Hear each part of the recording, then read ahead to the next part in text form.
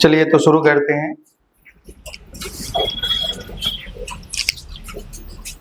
एक बार मैं रिवाइज भी करा दूं कि अभी तक पढ़ा क्या गया है और क्या पढ़ना है अभी, ठीक है। तो देखिए हम लोग का टोटल आप लोग को याद भी हो गया होगा कि इस चैप्टर में टोटल कितने टॉपिक हैं, 10, ठीक है। 10 में अभी हम लोग कितने टॉपिक पढ़ लिए थे, 4 या 5 टॉपिक चल रही थी शायद, है कि नहीं। तो अगर हम आपको रिवाइज करा दें, देखिए सबसे पहले हम लोग जो टॉपिक पढ़े थे वीक एसिड और वीक बेस का पीएच निकालना, फिर सेकेंड में किसका पीएच निकालना सीखे थे, सॉल्ट का, फिर किसके बाद भाई स्ट्रॉन्ग एसिड और स्ट्रॉन्ग बेस का, फिर हमारा जो फोर्थ था वो क्या था बताइए, फोर्थ क्या था भाई, सॉल्ट। सॉल्ट का पीएच कैसे निकालते हैं, उसमें 3 केसेस था, है कि नहीं, जिसका पीएच का एक फॉर्मूला था, जिसमें स्ट्रॉन्ग एसिड और स्ट्रॉन्ग बेस होता था तो उसका हाइड्रोलिसिस नहीं होता था, उसका पीएच न्यूट्रल साथ होता था, है कि नहीं। अब थोड़ा सा ध्यान दीजिएगा, फिर आपको जो मैं बोला था इसमें जो 5, 6, 7 जो होगा टॉपिक, और इसी का क्या होगा भाई, डाइल्यूशन करना पड़ेगा। तो मैं एक आपको डाइल्यूशन का एक क्वेश्चन कराया था, मतलब जो 5th टॉपिक था हमारा वो ऐसे और ऐसे, अगर स्ट्रॉन्ग एसिड है या स्ट्रॉन्ग बेस है तो उसमें डाइल्यूशन कर रहे थे, क्या कर रहे थे, डाइल्यूशन। जब हम डाइल्यूशन कर रहे थे तो फाइनल कंसंट्रेशन क्या हो रहा था, चेंज हो जा रहा था, क्योंकि वॉल्यूम बढ़ेगा तो कंसंट्रेशन तो चेंज ही हो जाएगा। और उसके लिए एक फॉर्मूला यूज किया गया था, क्या फॉर्मूला था बताइए, N1V1 is equal to N2V2। वही फाइनल हमारा, देखिए मान लो एक सोल्यूशन है भाई, तो यहाँ में डाइल्यूशन कर रहे हैं तो इस समय इसकी कंसंट्रेशन कितनी थी, N1 थी। मान लो आप एसिड में या तो स्ट्रॉन्ग एसिड में डाइल्यूशन करेंगे या तो स्ट्रॉन्ग बेस में करेंगे। अब आपने यहाँ में वाटर मिला दिया है तो फाइनल अब उसकी कंसंट्रेशन कितनी हो चुकी है, N2। तो आपको क्या ही कैलकुलेट करना था, N2। अगर N2 निकल जाएगा, अगर एसिड में डाइल्यूशन कर रहे हैं तो N2H+ आयन के कंसंट्रेशन के बराबर होगा, और स्ट्रॉन्ग बेस में डाइल्यूशन कर रहे हैं तो N2OH- आयन के कंसंट्रेशन के बराबर होगा। उसके बाद आप पीएच निकाल सकते हैं। क्या समझ पा रहे हैं क्या। तो शायद हम लोग यहीं तक पढ़ लिए हैं, और आज की क्लास में हम लोग जो पढ़ने वाले हैं वो पढ़ेंगे। देखिए आपको जो 5th टॉपिक तक पढ़ा दी गई है, उसके बाद आपको कुछ ही देरों के बाद ये 3 टॉपिक भी आज खत्म करा दिया जाएगा, जिसमें आपको पढ़ाया जाएगा कि अगर मान लो हमारे पास में स्ट्रॉन्ग एसिड है, स्ट्रॉन्ग बेस है, इसका मतलब उसको मिलाया जाए, स्ट्रॉन्ग एसिड और दो स्ट्रॉन्ग एसिड को आपस में मिलाया जाए तो जो रिजल्टिंग सोल्यूशन होगा उसका पीएच कैसे होगा, या 2 स्ट्रॉन्ग बेस को मिलाया जाएगा तो रिजल्टिंग सोल्यूशन का पीएच कैसे निकाला जाएगा, या अगर हमारे पास में एक स्ट्रॉन्ग एसिड है दूसरा वीक बेस है, या एक एसिड है दूसरा, देखो एक स्ट्रॉन्ग एसिड है, ध्यान दीजिएगा क्या ही पढ़ेंगे अभी कुछ ही देर के बाद हम लोग। देखो स्ट्रॉन्ग एसिड स्ट्रॉन्ग बेस मिला दें, और स्ट्रॉन्ग एसिड और 2 स्ट्रॉन्ग एसिड मिला दें, समझ पा रहे हैं ना, या 2 हम लोग स्ट्रॉन्ग बेस मिला दें, डब्ल्यू नहीं, strong base plus strong base, समझ पा रहे हैं क्या। कहने का मतलब है 2 स्ट्रॉन्ग एसिड मिला दिया जाए या 2 स्ट्रॉन्ग बेस मिला दिया जाए तो इसका पीएच कैसे कैलकुलेट करेंगे, तो हमारा वो क्या हो जाएगा, 6, ये 6 हो जाएगा, ठीक है। या तो नेक्स्ट में क्या होगा कि एक स्ट्रॉन्ग एसिड हो जाए दूसरा स्ट्रॉन्ग बेस हो जाए, क्या समझ पा रहे हैं, एक स्ट्रॉन्ग एसिड दूसरा स्ट्रॉन्ग बेस, इसको मिलाने से इस सोल्यूशन का पीएच कैसे निकालेंगे वो देखेंगे। या तो हमारे पास में क्या हो जाए, नेक्स्ट जो लास्ट होगा स्ट्रॉन्ग एसिड हो जाए वीक बेस हो जाए, क्या समझ पा रहे हैं क्या, या तो वीक एसिड हो जाए स्ट्रॉन्ग बेस हो जाए, या 2 वीक एसिड को कैसे मिलाया जाए, या 2 वीक बेस को मिलाएंगे तो उस सोल्यूशन का पीएच कैसे निकालना है। तो इतना अगर हम लोग मिक्सिंग का सीख लेंगे तो फाइनली आपका 8 टॉपिक कंप्लीट हो जाएगा। तो उसके बाद आपको 2 ही टॉपिक पढ़ना होगा, बफर सोल्यूशन और सॉल्युबिलिटी। समझ में आ रहा होगा आपको, ठीक है। तो आपको पढ़ रहे हैं और उसका फॉर्मूला क्या है आपको पता होना चाहिए, ठीक है। तो अब हम लोग क्या करेंगे भाई, pH of very very diluted solution का, वेरी वेरी डाइल्यूटेड सॉल्यूशन का पीएच निकालेंगे। तो नेक्स्ट में लिखेंगे pH of very very diluted solution, ठीक है। वेरी वेरी डाइल्यूटेड सॉल्यूशन का पीएच कैसे निकालना है, वेरी वेरी डाइल्यूटेड सॉल्यूशन का पीएच कैसे निकालना है। देखिए भाई वेरी वेरी डाइल्यूटेड सॉल्यूशन का पीएच कैसे निकालेंगे, कैसे पता चलेगा कि इसमें बहुत ज्यादा डाइल्यूशन किया गया है। और भाई कैसे पता चलेगा, जब H+ आयन या OH- आयन का कंसंट्रेशन 10⁻⁷ से कम है तो समझ लेना कि वो वेरी वेरी डाइल्यूटेड सॉल्यूशन है। जैसे देखिए H+ आयन का कंसंट्रेशन या OH- आयन का कंसंट्रेशन, ठीक है, लेस देन क्या हो जाए 10⁻⁷, तो समझ लीजिएगा ये कैसा टाइप का सोल्यूशन है, वेरी वेरी डाइल्यूटेड सोल्यूशन है। समझ पा रहे हैं ना? अगर वेरी वेरी डाइल्यूटेड सोल्यूशन है तो उसका पीएच को कैसे कैलकुलेट करना है। जैसे अब मैं आपसे एक क्वेश्चन पूछ रहा हूँ, आप लोग बताइएगा। तो वेरी वेरी डाइल्यूटेड सोल्यूशन तो आपको पता चल जाएगा, है कि नहीं भाई? वेरी वेरी डाइल्यूटेड सोल्यूशन के लिए तो यही कंडीशन है ना जो आपको ब्रैकेट में यहाँ में लिखा गया है, यही है वेरी वेरी डाइल्यूटेड सोल्यूशन का। अगर मान लो भाई, ध्यान देना है, अगर मैं आपसे पूछूंगा, बताइए 10 की power minus 8 molar HCl solution, ठीक है? ध्यान दीजिएगा, गलती करने की चांसेस बहुत ज्यादा होती है, तो आप थोड़ा सा बोर्ड पे ध्यान दीजिएगा। मान लो ये लिखा है, तो सबसे पहले आपको ये पता करना चाहिए था कि ये क्या आप इसका पीएच निकाल सकते हैं क्या, और वो कौन सा वाला टाइप का है, पहले ये टाइप पता होना चाहिए। तो बताओ HCl कैसी एसिड होती है? Strong acid. और स्ट्रॉन्ग एसिड का पीएच निकालना जानते हैं क्या? जानते हैं। वहां में H प्लस आयन का कंसंट्रेशन C अल्फा के बराबर होता है या C के बराबर होता है? बोलिए। C के बराबर होता है। किसके बराबर होता है? C के बराबर होता है स्ट्रॉन्ग एसिड के केस में, ठीक है? तो थोड़ा सा ध्यान देना है। तो आप बोलेंगे कि यहाँ में जो कंसंट्रेशन होगा वो नॉर्मलिटी होगा। नॉर्मलिटी बोले तो मोलारिटी इंटू वैलेंसी फैक्टर होगा, और यहाँ में उसकी मोलारिटी 10 की पावर माइनस 8 है और वैलेंसी फैक्टर 1 होगा, तो क्या इसका कंसंट्रेशन 10 की पावर माइनस 8 होगा? और बताओ ये कंसंट्रेशन किसके बराबर होगा भाई? H प्लस आयन का कंसंट्रेशन के बराबर होगा, क्योंकि एसिड है। समझ पा रहे हैं क्या? अब थोड़ा सा ध्यान दो, अगर आपको पता चल गया कि H प्लस आयन का कंसंट्रेशन 10 की पावर माइनस 8 है, तो आपको क्या लग रहा है कि इसका पीएच क्या हो जाएगा? बताइए। अगर H प्लस आयन का कंसंट्रेशन 10 की पावर माइनस x है तो पीएच क्या हो जाता है? x बोले तो क्या हो जाएगा? 8। आप बताओ क्या स्ट्रॉन्ग एसिड का पीएच कभी 8 हो सकता है क्या? नहीं। तो आप यहाँ में क्वेश्चन गलत कर देंगे। समझ पा रहे हैं ना? तो आप थोड़ा आपको जानना पड़ेगा कि इसका पीएच 10 की पावर माइनस 8 है, तो इस समय कैसे इसको सॉल्व करना है। क्या समझ पा रहे हैं भाई? तो आप थोड़ा सा ध्यान दीजिएगा, आप ध्यान दे रहे हैं। सबसे पहले आप थोड़ा सा बोर्ड पे ध्यान देना भाई। अगर मान लो हमारे पास में एक कंटेनर है और यहाँ में 10 की पावर माइनस 5 मोलर क्या है? HCl है। क्या है? बोलिए। HCl है। एक कंटेनर है, उसमें HCl है, उसका कंसंट्रेशन कितना है? 10 की पावर माइनस 5 मोलर, और वॉल्यूम कितना है? 1 लीटर। और इसमें क्या कर दिया गया? डाइल्यूशन कर दिया गया। क्या कर दिया गया? तो अगर मान लो, ध्यान देना है, आपको टाइप पता होना चाहिए। अगर 10 की पावर 5 मोलर HCl है तो बताओ क्या ये स्ट्रॉन्ग एसिड वाला हो गया कि नहीं हो गया? हो गया। क्या इसका पीएच निकाल सकते हैं? निकाल सकते हैं। लेकिन अगर इसमें डाइल्यूशन कर दिया गया, क्या कर दिया गया? डाइल्यूशन, तो उस केस में उसका जो कंसंट्रेशन होगा वो कौन सा फॉर्मूला से निकलेगा? N1V1 equal to N2V2। क्या समझ पा रहे हैं? अगर स्ट्रॉन्ग एसिड है तो उसका पीएच निकालना मालूम है, क्योंकि उसका पीएच H प्लस आयन या OH माइनस आयन का कंसंट्रेशन C के बराबर होता है। लेकिन जब आप डाइल्यूशन करेंगे तो दूसरा फैक्टर हो जाएगा। समझ पा रहे हैं ना? उस केस में फॉर्मूला क्या यूज करना है? N1V1 equal to N2V2। क्या समझ पा रहे हैं भाई? तो अब थोड़ा सा ध्यान देना है। और इसमें डाइल्यूशन कितना कर दिया गया, मतलब इसमें कितना पानी मिला दिया गया भाई? 999 लीटर वाटर को ऐड कर दिया गया। क्या समझ पा रहे हैं ना? तो मान लो जब रिजल्ट ये करेंगे तो यहाँ में हमारा क्या हो जाएगा? बताइए। इसके फाइनल वॉल्यूम कितनी हो जाएगी? 1000 लीटर। तो इसकी नॉर्मलिटी क्या होगी? N2 हो गई। समझ पा रहे हैं ना भाई? तो अगर हम लोग मान लो ये सोल्यूशन का कंसंट्रेशन निकाल दें तो क्या हम लोग पीएच तो निकाल ही सकते हैं ना? मतलब आपने क्या कर दिया है? बहुत ज्यादा डाइल्यूशन कर दिया है। अरे भाई कर दिया है ना? पहले वॉल्यूम 1 लीटर था, लेकिन इसमें कितना पानी मिला दिया है? 999 लीटर पानी मिला दिया है। मतलब आपने बहुत ज्यादा डाइल्यूशन कर दिया है। तो जब बहुत ज्यादा डाइल्यूशन करेंगे तो आपका काम क्या होगा कि इस सोल्यूशन का क्या निकाल दिया जाए? अरे भाई इस सोल्यूशन का क्या निकाल दिया जाए? कंसंट्रेशन बोले तो N2। अगर इस सोल्यूशन का आप N2 निकाल देंगे, क्योंकि एसिड है तो H प्लस आयन के कंसंट्रेशन के बराबर होगा, तो वहां से पीएच निकाला जा सकता है। तो आप मुझे बताइए कौन सा फॉर्मूला यूज करेंगे?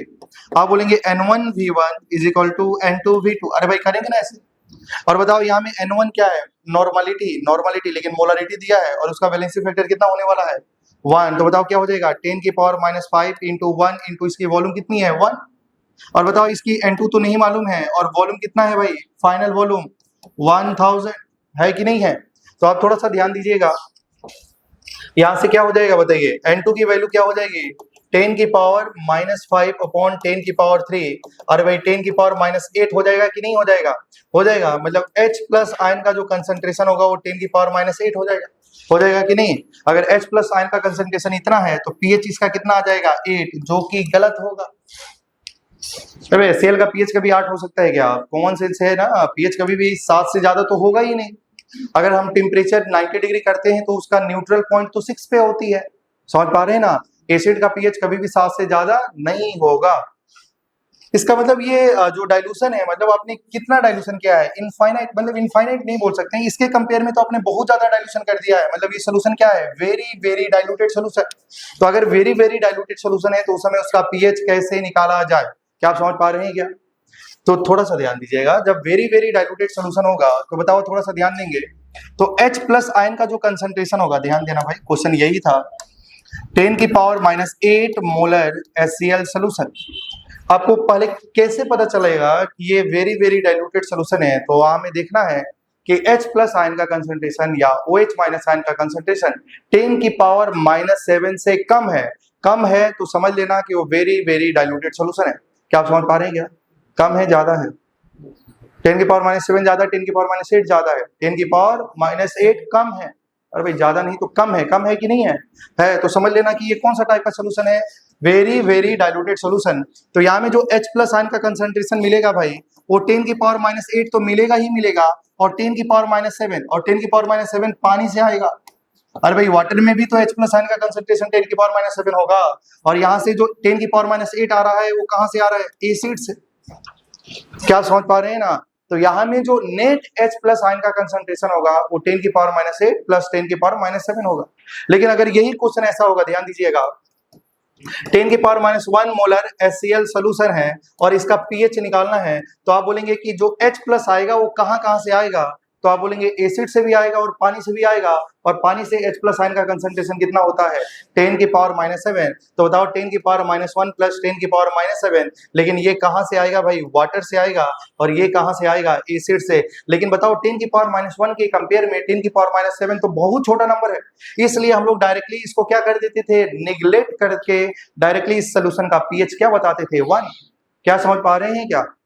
अरे भाई समझ पा रहे हैं। लेकिन इस केस में भाई निगलेक्ट नहीं किया जा सकता है। अगर निगलेक्ट भी करना है ना तो किसको करेंगे, जो वैल्यू छोटी है। छोटी कौन वाला है, एसिड या वाटर, एसिड। तो इस वैल्यू को आप डायरेक्टली क्या कर देंगे, निगलेक्ट कर दीजिए। इसका पीएच या तो 7 आएगा या तो 7 से थोड़ा सा कम आएगा। क्या समझ पा रहे हैं? याद रखिएगा, जब H प्लस आयन या OH माइनस आयन का कंसंट्रेशन 10⁻⁷ से कम है तो solution very very diluted solution होगा, और वेरी वेरी डाइल्यूटेड सोल्यूशन में जो नेट H प्लस आयन का कंसंट्रेशन होगा वो एसिड से भी काउंट होगा और पानी से भी काउंट होगा। समझ पा रहे हैं ना? तो नेट H प्लस आयन का कंसंट्रेशन होगा, और H प्लस जो पानी से आएगा उसका कंसंट्रेशन कितना होता है, 10⁻⁷ होता है।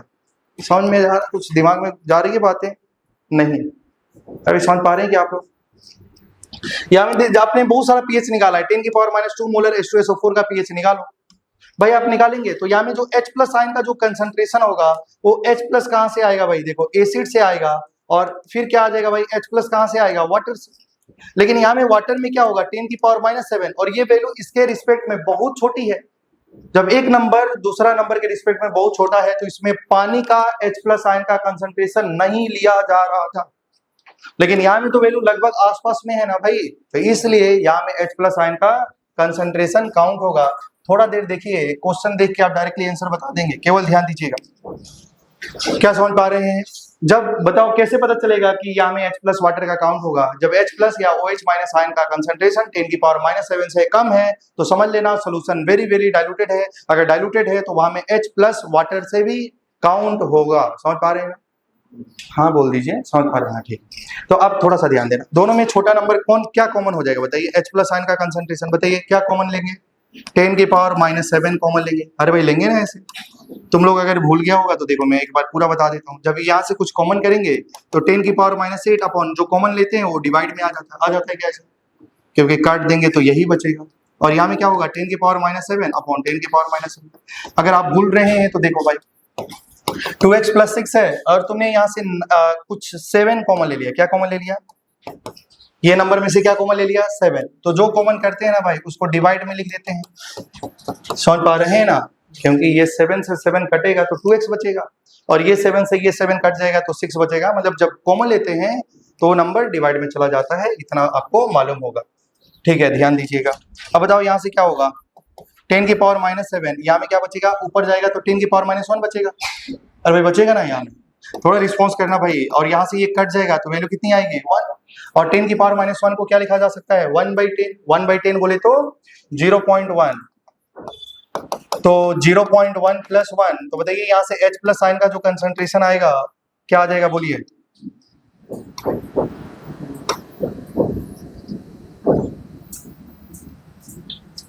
तो H प्लस आयन का कंसंट्रेशन 10 की पावर -7, 0.1 + 1, तो यहाँ में हो जाएगा 1.1 × 10 की पावर -7। बोलिए आ चुका है ना H प्लस आयन का कंसंट्रेशन। तो बताओ इसका pH क्या होगा, तो आप क्या बोलेंगे 7 - log 1.1। और भाई हो जाएगा ना ऐसा। और बताइए log 1 की वैल्यू कितनी होती है, log 1 की वैल्यू 0, तो log 2 की वैल्यू कितनी होती है 0.3, समझ पा रहे हैं ना 0.3 होती है। तो अगर हम बात करें log 1.1 तो 0.3 से तो कम ही होगा, log 1 पे 0 होता है, तो मान लो इसकी वैल्यू क्या होगी भाई 0.1 मान लीजिए अप्रोक्सीमेट। और भाई log 1 का वैल्यू तो 0 होता है, समझ पा रहे हैं ना, तो 1.1 का वैल्यू क्या होगा 0.1 समथिंग होगा, समझ पा रहे होंगे आप। तो बताओ ये इसका pH क्या हो जाएगा 6.9। तो ध्यान दीजिएगा, मेरा कहने का ये मतलब है कि अगर एसिडिक सोल्यूशन है, अरे भाई HCl देख के पता चल रहा है एसिड है, और उसका H प्लस या OH माइनस आयन का H प्लस आयन का कंसंट्रेशन 10 की पावर -7 से क्या है बोलिए 10 की पावर -7 से कम है, तो आंख बंद करके टिक करेंगे उसका pH 7 से कम होगा। 7 से कम होगा मतलब स्लाइटली कम होगा, मतलब 6.5 6.9 ऐसा समथिंग आएगा। क्या आप समझ पा रहे हैं, क्या आप समझ पा रहे हैं भाई बोलिए। अगर मान लो एक बार थोड़ा सा ध्यान देना, अगर मान लो बेसिक सोल्यूशन है, यहाँ में लिखा है थोड़ा सा ध्यान देंगे 10 की पावर -9 मोलर NaOH सोल्यूशन, क्या आप समझ पा रहे हैं क्या। अब थोड़ा सा बोर्ड पे ध्यान देना है, क्या बताओ इसका H प्लस या OH माइनस, क्या ये बेस है, क्या ये कौन सा बेस है स्ट्रॉन्ग बेस है, और इसका OH माइनस आयन का कंसंट्रेशन C के बराबर होगा। और C क्या हो जाएगा बताओ, यहाँ से C क्या होता है, C बोले तो नॉर्मलिटी, नॉर्मलिटी बोले तो molarity into valency factor, molarity 10 की पावर -9 है और वैलेंसी फैक्टर कितना OH निकलेगा 1, तो इसका वैलेंसी फैक्टर कितना हो जाएगा 1। तो बताओ यहाँ से जो C आया या जो OH माइनस आयन का कंसंट्रेशन आया, बोलिए कितना आ गया भाई। और भाई OH माइनस आयन का कंसंट्रेशन 10 की पावर -9, क्या बताओ OH माइनस आयन का कंसंट्रेशन 10 की पावर -7 से ज्यादा है कि कम है। और भाई ये कम है ना, 10 की पावर -9 -7 से तो कम ही है ना, कम है। इसका मतलब ये सोल्यूशन कौन सा टाइप का है, वेरी वेरी डाइल्यूटेड सोल्यूशन। क्या है बोलिए, वेरी वेरी डाइल्यूटेड सोल्यूशन। अगर ये वेरी वेरी डाइल्यूटेड सोल्यूशन है तो बताओ जो OH माइनस है, OH माइनस आयन का कंसंट्रेशन होगा वो तो बताओ क्या होगा, OH तो एक तो बेस से आएगा और दूसरा कहां से आएगा पानी से। अरे भाई पानी से H प्लस और OH होता है कि नहीं होता है, होता है। तो कहने का मतलब है OH माइनस आयन का जो नेट कंसंट्रेशन होगा वो OH माइनस कहां से आएगा भाई, बेस से आएगा, और दूसरा कहां से आएगा भाई OH माइनस आयन का कंसंट्रेशन वाटर से। मैं बोला था ना वाटर में H प्लस और OH माइनस आयन का कंसंट्रेशन क्या ही होता है, बराबर होता है, और वो किसके बराबर होता है 10 की पावर -7 के बराबर होता है। तो बताइए भाई बेस से कितना आया है 10 की पावर -9, और यहाँ से वाटर से कितना आया है 10 की पावर -7। अच्छा बताओ अगर दोनों में निगलेक्ट करना है तो किसको किया जा सकता है, बेस वाला को, तो उस केस में इसका pH क्या होगा भाई, आंख बंद करके देखिए उसका pH कितना होगा 7, लेकिन ये बेस है तो pH 7 से थोड़ा सा ज्यादा होगा 7.1 7.2 इस रेंज में आएगा। आप ऑप्शन देख के डायरेक्टली टिक कर सकते हैं, कोई बात नहीं सॉल्व करेंगे। बताओ आप क्या कॉमन करना चाहते हैं, 10 की पावर -7 कॉमन कर लीजिए, तो बताओ क्या बचेगा 10 की पावर -9 अपॉन 10 की पावर -7 प्लस 10 की पावर -7 अपॉन 10 की पावर -7। ये सब करने की जरूरत नहीं थी, आपको डायरेक्टली यहाँ में लिखना था 0.01। तो 10 की पावर -7 बताओ यहाँ से ऊपर जाएगा -7 तो +2 हो जाएगा, सॉरी क्या हो जाएगा -2, क्योंकि ये +7 होगा, -9 + 7 -2, और 10 की पावर -2 होगा। क्या हो गया है भाई, तो यहाँ में 1 बचेगा। तो बताओ इसको मैं लिख सकता हूँ 10 की पावर -7 इंटू, और इसका मतलब 0.01, तो क्या हो जाएगा आंसर 1.01। तो ये क्या है बोलिए OH माइनस आयन का कंसंट्रेशन। तो बताओ हम लोग क्या निकालेंगे POH। POH क्या होगा बताइए 7 - log 1.01। क्या समझ पा रहे हैं क्या। तो मान लो इसका POH की वैल्यू क्या आ गई भाई 7 माइनस, मान लेना log 1 पे उसकी वैल्यू क्या ही होती है बताइए, log 1 पे 0 होता है, तो 1.01 पे वैल्यू लगभग 0.1 होगी। तो बताओ इसका POH की वैल्यू कितनी हो गई 6.9। ये किसका वैल्यू है POH। pH क्या होगा बोलिए, pH क्या होगा 14 माइनस pH प्लस POH 14 होता है, तो बताओ क्या होगा 14 - 6.9। बताओ इसका आंसर कितना हो जाएगा 7.01। अगर ये सोल्यूशन बेसिक है और वेरी वेरी डाइल्यूटेड सोल्यूशन है तो या तो इसका pH 7 से स्लाइटली ज्यादा होगा। क्या समझ पा रहे हैं क्या। समझ पा रहे होंगे आप लोग, है कि नहीं? जो कुछ भी है सही है। 7.1 आ रहा है या 0.1 आ रहा है? 7.1, 0 नहीं आ रहा है ना, ठीक है, अब सही हो गया है। तो कहने का मतलब ये है 7 माइनस 0.1 करेंगे तो इसकी वैल्यू आ जाएगी 6.99 और उसको माइनस करेंगे 7.01 आएगा। चलिए ठीक है, मतलब कहने का मतलब ये है भाई, ध्यान दीजिएगा कि अगर ये बेस है और ये वेरी वेरी डाइल्यूटेड सॉल्यूशन है तो इसका जो पीएच आएगा वो 7 से थोड़ा सा ज्यादा होगा। समझ पा रहे हैं क्या? एक बार मेरे बोर्ड पे ध्यान दीजिएगा। आपको पहले कैसे पता चलेगा वेरी वेरी डाइल्यूटेड सॉल्यूशन है? आपको सॉल्व करने की जरूरत नहीं है, आपको केवल ये देखना था भाई एसिड है और HCl लिखा है, एसिड लिखा है मतलब ये इसका कंसंट्रेशन है, H प्लस आयन का कंसंट्रेशन 10 की पावर -7 से ज्यादा है ना भाई, मतलब ये वेरी वेरी डाइल्यूटेड सॉल्यूशन है और ये एसिड है तो इसका पीएच जस्ट 7 से थोड़ा सा कम है। समझ पा रहे हैं क्या भाई? अगर मान लो ऐसा क्वेश्चन आ गया, अब थोड़ा सा ध्यान देना, मैं सॉल्व नहीं करूंगा, और लिखा है 10 की पावर -9 मोलर H2SO4, अरे भाई ऐसा लिखा है तो इसका पीएच क्या होगा? मान लो यहाँ में ऑप्शन में लिखा है 9, 8 और यहाँ में 7 और बच्चों मान लो यहाँ में लिखा है 6.9, तो बताइए किसको टिक करेंगे? आप बोलेंगे कि अरे भाई ये क्या है? एसिड। क्या है? एसिड, और एसिड है और इसका ये वेरी वेरी डाइल्यूटेड सॉल्यूशन वाला केस है क्या? क्योंकि यहाँ में अगर एसिड है तो यहाँ से H प्लस आयन का कंसंट्रेशन मिलेगा और H प्लस का आयन का जो कंसंट्रेशन है वो 10 की पावर -7 से, बताइए क्या है? 10 की पावर -7 से कम है। अगर 10 की पावर -7 से कम है भाई, -9 हो चुका है, कम हो चुका है, मतलब ये वेरी वेरी डाइल्यूटेड सॉल्यूशन है और वो एसिड है तो उसका पीएच 7 से जस्ट कम होगा और 7 से जस्ट कम होगा तो इसका आंसर क्या हो जाएगा? 6.9। अगर आपको लग रहा है कि नहीं मुझे सॉल्व करना चाहिए, कर लेना है। समझ पा रहे हैं ना भाई? अगर मान लो यही ऑप्शन में आपको या तो ये ऑप्शन दिया जाए, अगर मान लो यहाँ में अगर मान लो यही सेम क्वेश्चन है और ऑप्शन आपको दिया है भाई ऐसे, तो उसमें आप किसको टिक करेंगे? अरे भाई देखो लिखा है ना 10 की पावर -9 मोलर H2SO4 सॉल्यूशन, इसका पीएच क्या होगा? तो आप तो बोलेंगे इसका पीएच, ये तो भाई वेरी वेरी डाइल्यूटेड सॉल्यूशन है तो इसका पीएच 7 से जस्ट कम होगा, लेकिन जस्ट कम वाला तो आंसर नहीं दिया है तो उस केस में आप किसको टिक करेंगे? 7 को। क्या समझ पा रहे हैं? क्या समझ पा रहे हैं क्या? 6 को गलती से भी मत करना भाई, 6 नहीं होगा, उसका पीएच कितना होगा? 7। कहने का मतलब है कि जब हम इसका H प्लस आयन का जब कंसंट्रेशन लिखेंगे तो 10 की पावर भाई -9, अरे भाई 10 की पावर -9 और वाटर से 10 की पावर -7, अरे भाई ऐसा होगा ना भाई, मतलब इसकी कंसंट्रेशन 2 से मल्टीप्लाई कर लिया जाएगा। समझ पा रहे हैं ना? मैं ओवरऑल अच्छा बताइए कंसंट्रेशन क्या होता है? Normality, molarity into valency factor, 10 की पावर -9, वैलेंसी फैक्टर 2 है तो 2 इंटू 10 की पावर -9 होगा ना भाई ऐसा, तो 2 इंटू 10 की पावर -9 कहां से आएगा? एसिड से और पानी से। बताओ 10 की पावर -9 और 10 की पावर -7 में कौन वैल्यू छोटी है? तो इसको डायरेक्टली निगलेक्ट करेंगे तो H प्लस आयन का कंसंट्रेशन क्या होगा? 10 की पावर -7, तो उसका पीएच क्या आ जाएगा? 7। कहने का मतलब है कि जब वेरी वेरी डाइल्यूटेड सॉल्यूशन है, वेरी वेरी डाइल्यूटेड सॉल्यूशन है और वो very very diluted acidic solution है, या तो उसका पीएच 7 होगा या 7 से कम होगा। क्या समझ पा रहे हैं? Very very diluted, very very acidic diluted solution, समझ पा रहे हैं ना? सॉल्यूशन कैसा है? एसिडिक है, तो या तो उसका पीएच 7 या 7 से कम होगा। अगर वही सेम अगर बेसिक सॉल्यूशन है और very very diluted basic solution है तो या तो उसका पीएच 7 होगा या 7 से स्लाइटली ज्यादा होगा। क्या समझ पा रहे हैं क्या? तो ये भाई डायरेक्टली आपको याद होना चाहिए और याद भी हो ही गया होगा। क्या समझ पा रहे हैं क्या?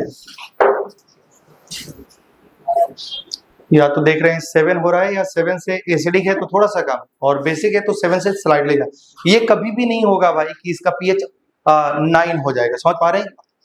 समझ पा रहे होंगे आप लोग?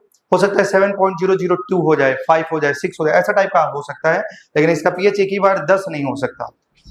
कब नहीं हो सकता? जब वेरी वेरी डाइल्यूटेड सॉल्यूशन हो। क्या समझ पा रहे हैं क्या? तो अगर कॉपी कर लिए तो नोट डाल के लिख लीजिएगा। देखिए very very diluted acidic solution, very very diluted acidic solution, very very diluted acidic solution, pH is either 7, pH is either 7 or less than 7, pH is either 7 or less than 7। क्या समझ पा रहे हैं क्या? फिर आप लिख सकते हैं very very diluted basic solution, very very diluted basic solution, pH is either 7 और more than 7। हो गया कॉपी? क्या कॉपी कर लिए हैं? तो आपको समझ में आ गया होगा भाई। अगर ऐसा टाइप का क्वेश्चन होगा कुछ भी ऐसा दिया जाएगा जिसमें H प्लस और OH माइनस आयन का कंसंट्रेशन 10⁻⁷ से कम है, तो pH देख लेना, एसिड है तो 7 होगा या 7 से 10 कम होगा, या बेस है तो 7 होगा या 7 से थोड़ा सा ज्यादा होगा। क्या समझ पा रहे हैं? क्वेश्चन लिखिए, लिखेंगे 10⁻⁵ molar HCl, 10⁻⁵ molar HCl solution is diluted,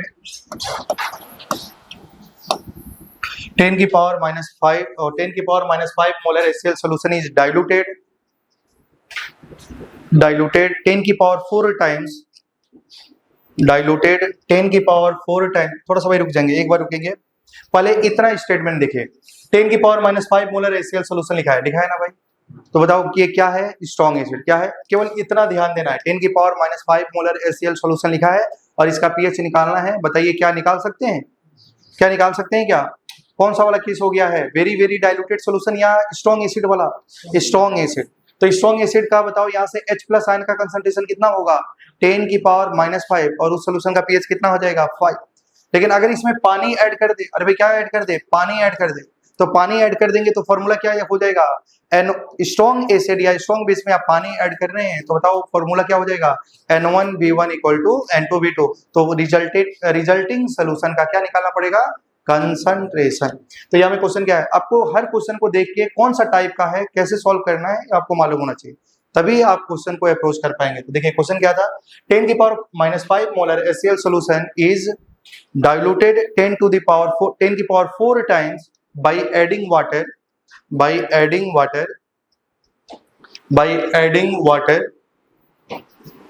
pH question mark, मतलब फाइंड pH करना है, मतलब इसके pH क्या होगी? Question mark. ऑप्शन भी दिया है भाई, इसका 9 दिया है, 7 दिया है, 6 दिया है और यहाँ में 6.9 दिया है। ठीक है, यहाँ में आपका आंसर दिया गया है। तो देखिए थोड़ा सा ध्यान देंगे, क्या यहाँ में बताओ डायरेक्टली हम तो नहीं करेंगे क्योंकि डाइल्यूशन वाला क्वेश्चन हो चुका है, डाइल्यूशन है ना, तो डाइल्यूशन वाला जब क्वेश्चन हो चुका है भाई तो क्या करना पड़ेगा? ध्यान देना, डाइल्यूशन वाला जब क्वेश्चन हो चुका है तो क्या करना पड़ेगा? देखिए इधर यहाँ में क्या है, यहाँ में हमारे पास में एक कंटेनर है भाई, 10⁻⁵ मोलर क्या है? HCl है, और इसमें डाइल्यूशन किया गया 10⁴ टाइम्स। समझ पा रहे हैं ना? By adding water. ठीक है, वाटर ऐड करके उसको कहां तक कर दिया गया? 10⁴ टाइम्स। तो ये सोल्यूशन का, अगर ये सोल्यूशन का कंसंट्रेशन निकल जाए तो आप आराम से उसका pH निकाल सकते हैं। समझ पा रहे हैं क्या? तो ध्यान देना भाई, इसका जो आपका मान लो इसका वॉल्यूम V1 है, इसका वॉल्यूम कितना है? V है, V1 नहीं, आप मान लो इसका वॉल्यूम V है, तो इसका वॉल्यूम क्या हो जाएगा? 10⁴ टाइम्स V। कितना टाइम्स डाइल्यूशन किया गया है? 10⁴ टाइम्स। अगर इसका वॉल्यूम V है तो उसका वॉल्यूम क्या हो जाएगा? 10⁴ इंटू V टाइम्स हो जाएगा। समझ पा रहे हैं ना? क्वेश्चन एक बार ध्यान से पढ़ेंगे तो आपको समझ में आएगा। 10⁻⁵ molar HCl solution is diluted 10⁴ times. अगर इसका वॉल्यूम V है तो इसका वॉल्यूम इतना हो जाएगा। तो बताइए इस केस में फॉर्मूला क्या लगाएंगे? N1V1 = N2V2। तो बताइए यहाँ में ध्यान देना है, N1V1 = N2V2। तो बताओ यहाँ में N1 में मोलारिटी कितना है? 10⁻⁵, वैलेंसी फैक्टर 1 होगा, वॉल्यूम V है, और यहाँ में N2 निकालना है और उसका वॉल्यूम क्या हो जाएगा भाई? 10⁴V। समझ पा रहे हैं ना? तो यहाँ में थोड़ा सा ध्यान देना है, क्या ये V से V कट जाएगा? तो बताओ N2 की वैल्यू क्या हो जाएगी भाई? 10⁻⁵/10⁴। Answer is 10⁻⁹। अरे भाई समझ में आया है क्या?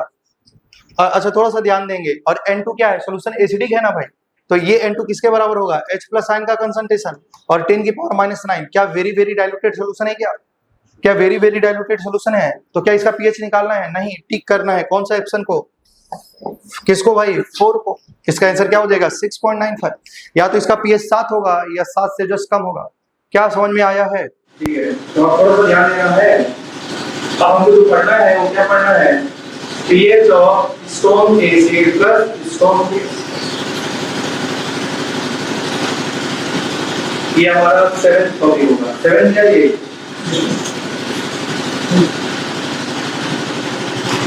होगा, है ना? तो स्ट्रॉन्ग एसिड और स्ट्रॉन्ग बेस का pH कैसे निकालना है? अगर ये एक दूसरे को सपोर्ट करेगा, अपोज करेगा, ये बहुत आसान है भाई। जो क्वेश्चन कराया गया था सेम टाइप का क्वेश्चन है, केवल आप थोड़ा सा समझिएगा।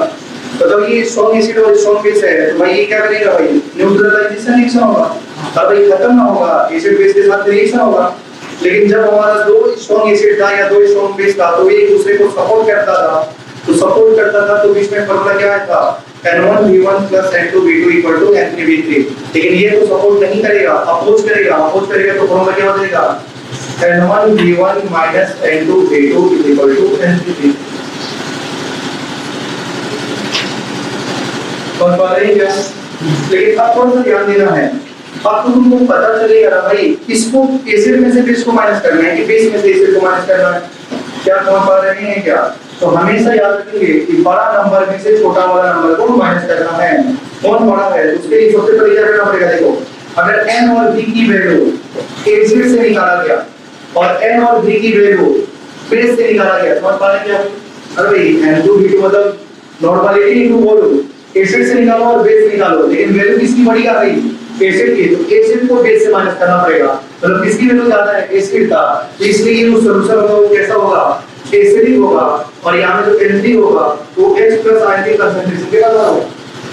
लेकिन अगर आप क्या कर दिए भाई, Nb की वैल्यू निकाले एसिड से और आपने Nb की वैल्यू निकाला बेस से, लेकिन एसिड वाला वैल्यू कम है, बेस वाला वैल्यू ज्यादा है, तो पहले बेस को लिखना है फिर एसिड को लिखना है।